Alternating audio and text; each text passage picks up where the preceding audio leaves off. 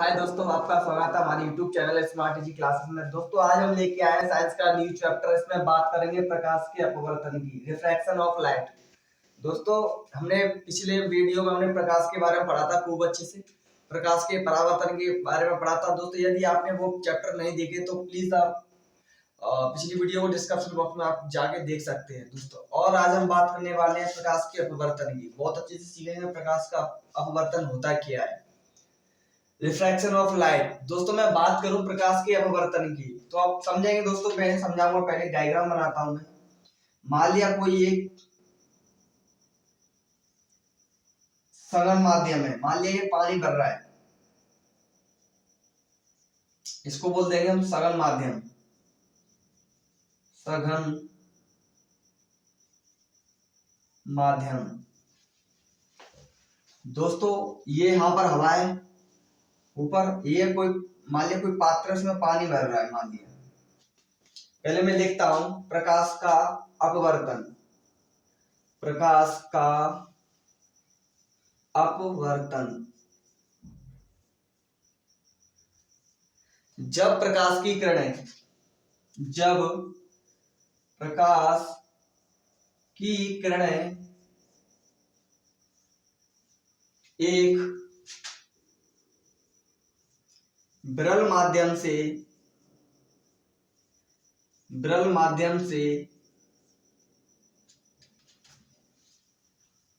सघन माध्यम की ओर जाती हैं, सघन माध्यम से विरल माध्यम की ओर जाती हैं, तो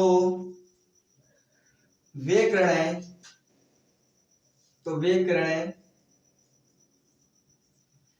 किरणें अविलंब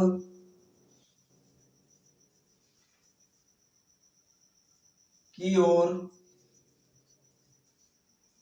झुक जाती हैं।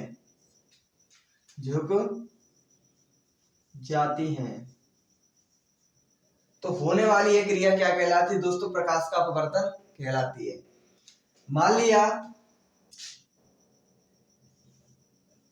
यह कोई सघन माध्यम है दोस्तों, यहां ये पानी भर रहा है,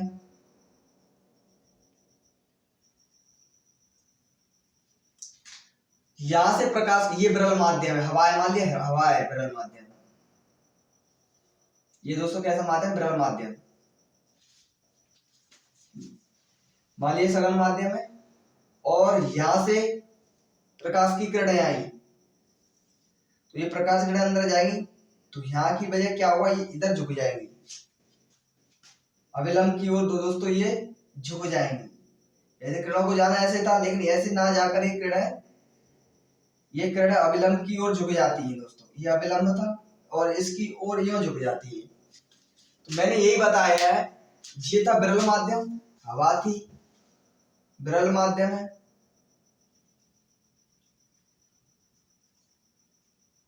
विरल माध्यम। दोस्तों ये है सघन माध्यम, सघन माध्यम। जब प्रकाश की किरणें एक विरल माध्यम था, विरल माध्यम से एक सघन माध्यम की ओर जाती है, तो क्या होता है? वे किरणें अविलंब की ओर झुक जाती है दोस्तों। क्या होता है? अविलंब की ओर झुक जाती है, इस तरीके से झुक जाती है दोस्तों। अगर ये किरणें सघन माध्यम से विरल माध्यम तक जाएंगी तो अविलंब से दूर हट जाएंगी। लिख सकते हैं, यदि ये किरणें, या कर सकते हैं यदि प्रकाश की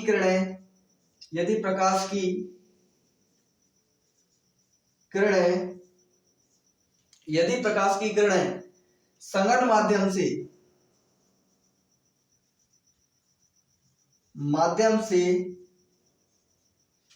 विरल माध्यम की ओर जाती हैं, विरल माध्यम की ओर जाती हैं, तो अविलंब से दूर हट जाती हैं, तो तो अविलंब से दूर हो जाती हैं।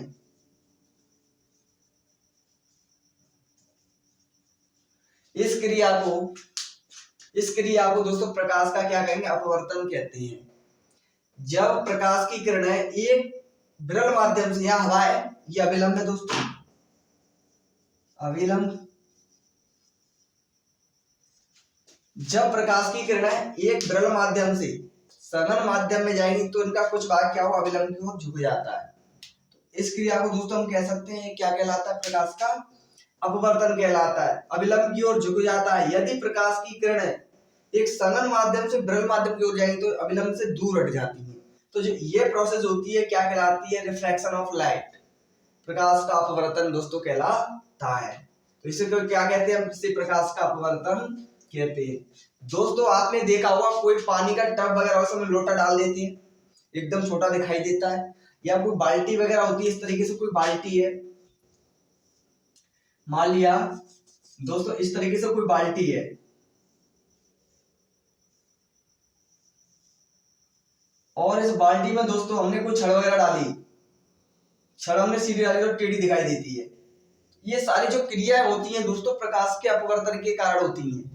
रिफ्रैक्शन ऑफ लाइट, प्रकाश के अपवर्तन के कारण ही दोस्तों ये हमें दिखाई देती है। मान ली कोई बकेट में हमने छड़ी वड़ी डाल दी, सीधी छड़ी डाल दी तो हमें वो टेढ़ी दिखाई देती है, या कोई इसमें लोटा वगैरह डालेंगे पानी की टब वगैरह तो कुछ छोटा सा एकदम दिखाई देता है, हाथ वगैरह डालेंगे तो वो भी छोटा दिखाई देता है। ये सारी जो प्रोसेस होती है दोस्तों प्रकाश के अपवर्तन के कारण होती है। ये काफी पूछा जाता है कि एक यहाँ से क्वेश्चन बनता है दोस्तों कि एक पानी भरी हुई बाल्टी में छड़ टेढ़ी दिखाई देती है, इसका कारण क्या है। तो ये दिखाई देगा किसके कारण दोस्तों, प्रकाश के अपवर्तन के कारण, रिफ्रैक्शन ऑफ लाइट। दोस्तों आपने देखा होगा एक मछली पकड़ने वाला जो मछुआरा होता है, वो मछली उसको कहीं दिखाई देती है, वो आगे मारता है भाला, क्यों, ये प्रकाश के अपवर्तन के कारण उसको मछली पीछे दिखाई देती है और वो आगे मारता है तो सटीक उस पर पड़ जाता है। ये सारी प्रोसेस जो दोस्तों चलती है प्रकाश के अपवर्तन के कारण सारी क्रियाएं होती है। छड़ का छोटा दिखाई देना या लोटे का छोटा दिखाई देना, बहुत सारी जो क्रिया प्रकाश के जो अपवर्तन के कारण हमें दिखाई देती है। तो इस क्रिया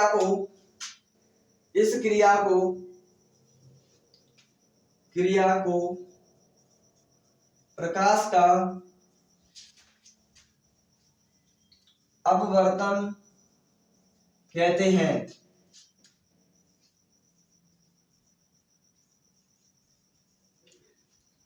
जब प्रकाश की किरण एक विरल माध्यम से सघन माध्यम में जाती है तो कुछ भाग अविलंब की ओर झुक जाता है। इस प्रक्रिया को क्या कहेंगे, प्रकाश का अपवर्तन कहेंगे, रिफ्रैक्शन ऑफ लाइट कहते हैं। दोस्तों पूछा जाता है इसके नियम। तो दोस्तों प्रकाश के अपवर्तन के दो नियम होते हैं। They are two laws of refraction of light. प्रकाश के अपवर्तन के दोस्तों दो नियम होते हैं और ये नियम बहुत महत्वपूर्ण होते हैं, काफी बार दोस्तों पूछे जाते हैं।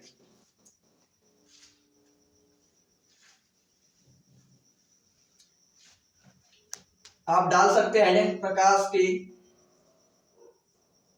अपवर्तन के नियम, अपवर्तन के नियम। दोस्तों यहां से काफी बार पूछा जाता है। तो law of refraction of light, refraction of light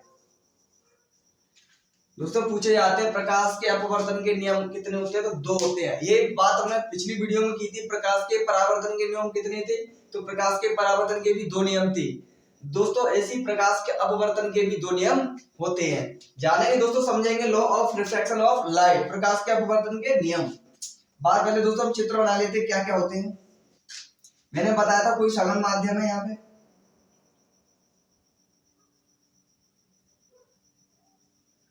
ये था दोस्तों हमारा सघन माध्यम।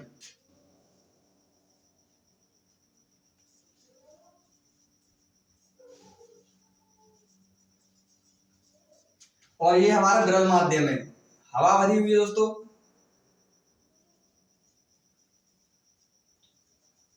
यहां से प्रकाश गया था दोस्तों, इस तरीके से ये अविलंब है और यहाँ से प्रकाश गया था और ये इस तरीके से झुक जाता है।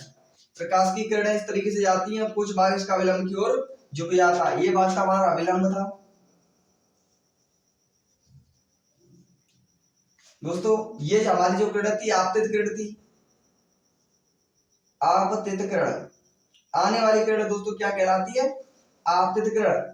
और दोस्तों परावर्तन वाले नियम में ये वाली किरण परावर्तित होती थी, यहाँ पे टकरा के जाती थी, लेकिन ये अपवर्तित किरण है क्योंकि ये किरण सीधी जा रही झुक रही है, ना कि इसका रिफ्लेक्शन हो रहा है। इसका क्या हो रहा है? रिफ्लेक्शन हो रहा है, रिफ्लेक्शन अपवर्तन हो रहा है। तो ये किरण होगी, ये आपतित किरण होगी, ये अपवर्तित किरण होगी। कौन सी किरण होगी दोस्तों? ये जा रही है यहाँ से टकरा के, अपवर्तित किरण। अपवर्तित किरण। दोस्तों ये वाली जो किरण होगी क्या कहती है? अपवर्तित किरण कहलाती है। ये आपतित किरण है, जब ये सीधी संघन माध्यम में जाती है तो वो किरण क्या कहलाती है? अपवर्तित किरण कहलाती है। तो दोस्तों इसका नियम पूछा जाता है कि आपतित किरण, पहला नियम होता है जिसको फर्स्ट लॉ क्या होता है? प्रथम नियम, फर्स्ट लॉ क्या होता है दोस्तों इसका? रिफ्लेक्शन ऑफ लाइट का फर्स्ट लॉ, प्रथम नियम कह सकते हैं दोस्तों। आपतित किरण, आपतित किरण तथा आपतित किरण तथा अपवर्तित किरण, अपवर्तित किरण तथा आपतन बिंदु, ये था आपतन बिंदु, यहां पर थे आपतन बिंदु तथा आपतन बिंदु पर खींचा गया, पर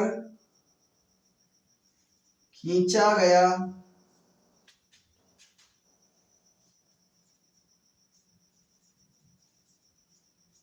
अभिलंब तीनों, एक दो तीन, तीनों एक ही तल में होते हैं। तीनों, तीनों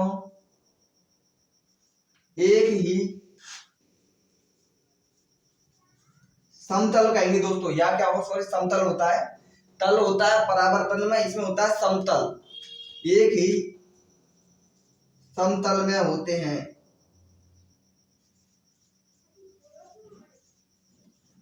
होते हैं।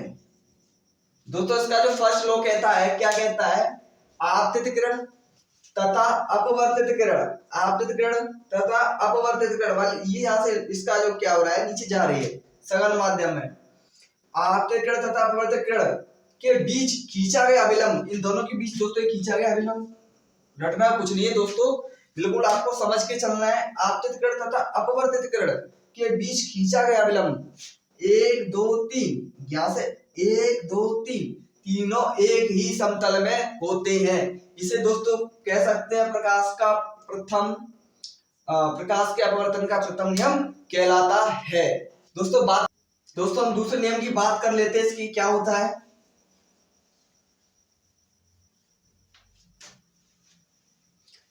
रिफ्रैक्शन ऑफ लाइट का दूसरा नियम क्या होता है दोस्तों? बात करते हैं दूसरे नियम की। सेकंड नियम पूछा जाता है, द्वितीय नियम, द्वितीय नियम वेरी इंपोर्टेंट होता है दोस्तों। द्वितीय नियम, इस पर काफी सवाल पूछे जाते हैं कि इसका द्वितीय नियम क्या होता है। तो किन्हीं दो माध्यमों के लिए दोस्तों, एक माध्यम ये है, एक ये है, एक विरल माध्यम था दोस्तों और एक था सघन माध्यम। किन्हीं दो माध्यमों के लिए, किन्हीं दो माध्यमों के लिए, किन्हीं दो माध्यमों के बीच कर सकते हैं दोस्तों, के बीच, एक विरल माध्यम हुआ है, एक सघन माध्यम हुआ है दोस्तों। किन्हीं दो माध्यमों के बीच, बीच अपवर्तन में, अपवर्तन की बात करें दोस्तों, किन्हीं दो माध्यमों के बीच अपवर्तन में, अपवर्तन में एक वर्णीय प्रकाश के लिए, एक वर्णीय प्रकाश के लिए, एक वर्णीय प्रकाश के लिए दोस्तों, किन्हीं दो माध्यमों के लिए, दो माध्यम है, एक विरल माध्यम है, एक सघन माध्यम है, के लिए माध्यमों के बीच अपवर्तन में एक वर्णीय प्रकाश के लिए आपतन कोण की जया। ये दोस्तों यहां से कोण बनाएगा, ये यहाँ का कोण ये बनेगा, ये क्या कहलाएगा दोस्तों? आपतन कोण। यहां लिख सकते हैं दोस्तों आपतन कोण, इसको आई मान लूंगा। आपतन कोण की जया, आपतन कोण की जया दोस्तों क्या? Sine, sine I. तथा तथा अपवर्तन कोण, तथा अपवर्तन कोण की जया, जया साइन आर, साइन आर। दोस्तों ये था हमारा आपतन कोण तथा ये अपवर्तन कोण है। क्यों? यहाँ कोई रिफ्लेक्शन नहीं होता, क्या हो रहा है? रिफ्रैक्शन हो रहा है। प्रकाश विरल माध्यम से सघन माध्यम में जा रहा है।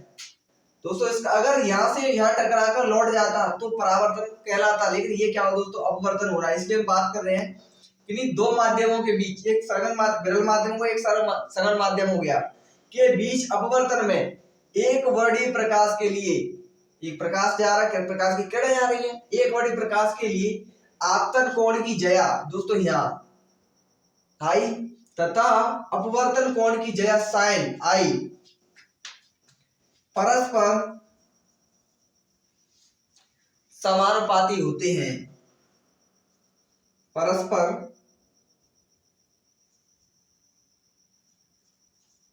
समानुपाती होते हैं। दोस्तों यहां से पूछा जाता है काफी बार, यहां से एक स्नेल का नियम भी निकल के आएगा दोस्तों, मैं आपको बताता हूं। याद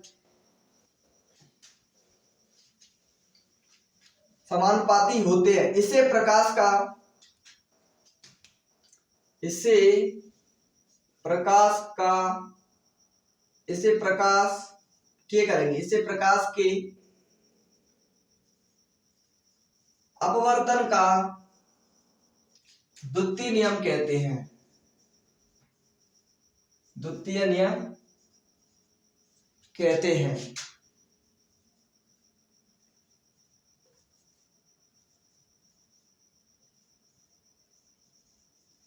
दोस्तों कह सकते हैं साइन आई बट्टे साइन आर बराबर एक नियतांक आता है, कांस्टेंट वैल्यू निकल जाती है एन।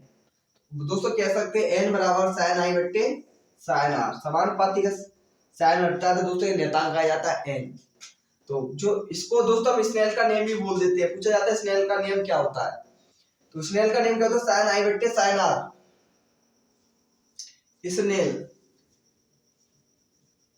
स्नेल का नियम भी कहते हैं, नियम भी कहते हैं। दोस्तों बहुत ज्यादा इंपोर्टेंट होता है ये कि इससे प्रकाश का अपवर्तन क्या होता है, द्वितीय में बहुत ज्यादा पूछा जाता है। तो स्नेल का नियम पूछा जाता है साइन आई बट्टे साइन आर। दोस्तों यदि आपको हमारी वीडियो पसंद आ रही है तो प्लीज लाइक करें दोस्तों, शेयर करें, अपने दोस्तों को भी बताएं एंड सब्सक्राइब करें। थैंक यू सो मच दोस्तों।